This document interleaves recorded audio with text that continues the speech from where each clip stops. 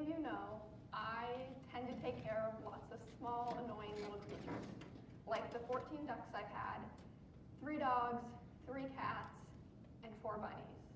What you guys might also know, because I'm not too quiet about it, I have severe anxiety, like very severe, and I have been diagnosed this year with a panic disorder, meaning whenever I get worked up, I throw up.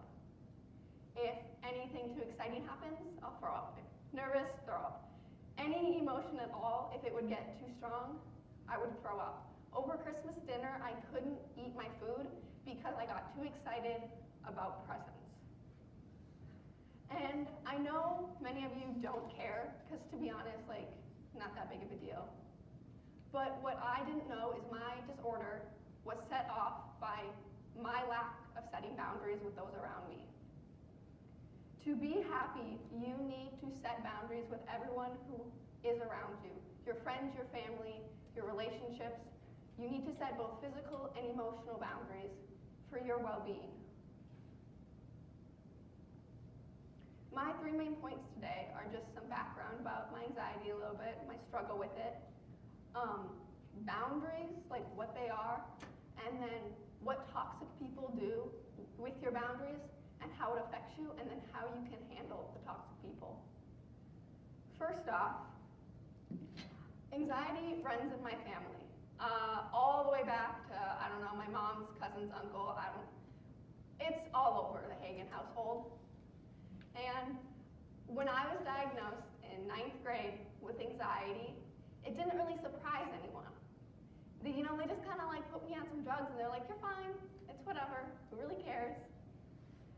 But then this year, this first semester as school started, and I couldn't go to school, and I couldn't leave my bed, I couldn't do anything that would be fun or even like just normal activities while I was on medication. That's when it got really bad. And that's when my mom put me in therapy. Ooh, yay, fun, not really. My therapist told me that people will tend to push your boundaries, not always on purpose, but they will push your boundaries. And I learned that I was not even setting boundaries. So yeah, everyone was like annoying me, but it wasn't their fault. It was because I never set what was too far for me. Like what comments crossed the line. I never set what made me upset. So when people would just keep crossing them, I would lash out, and then I would look like the bad friend.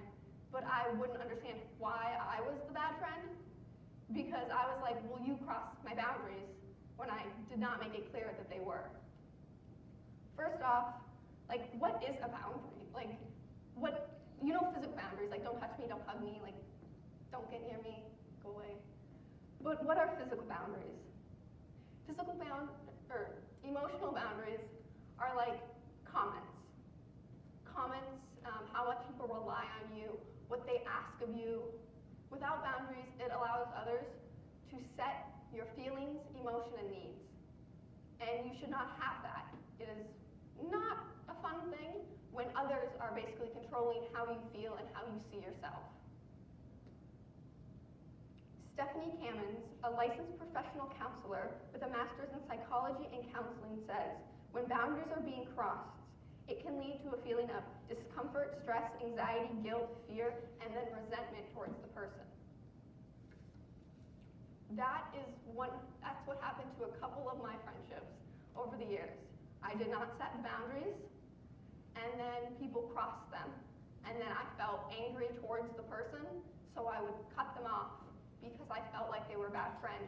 When in actuality, I never told them that what they were doing was bad. And was bad for me mentally, and was just a not happy situation.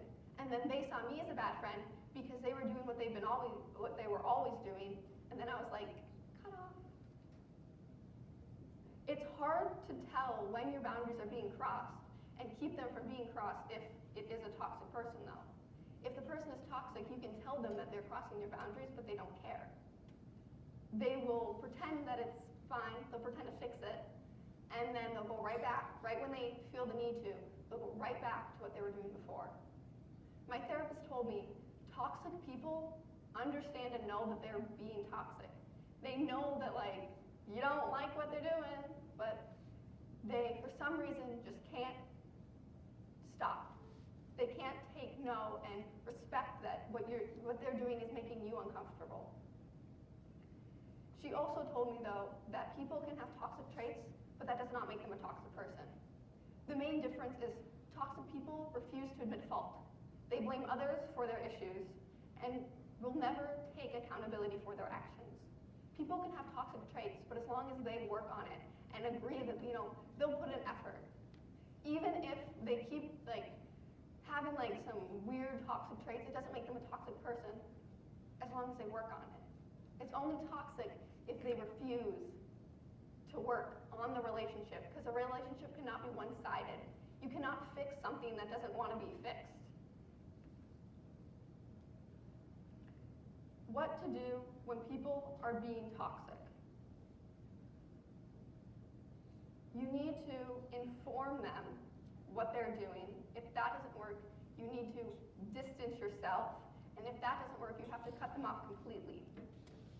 A 2017 article by Sharon Martin, a 20-year practicing therapist, says that toxic people who lie regularly, blame others, and don't take responsibility, and also they refuse to apologize and don't respect boundaries, they can lead to severe anxiety and depression.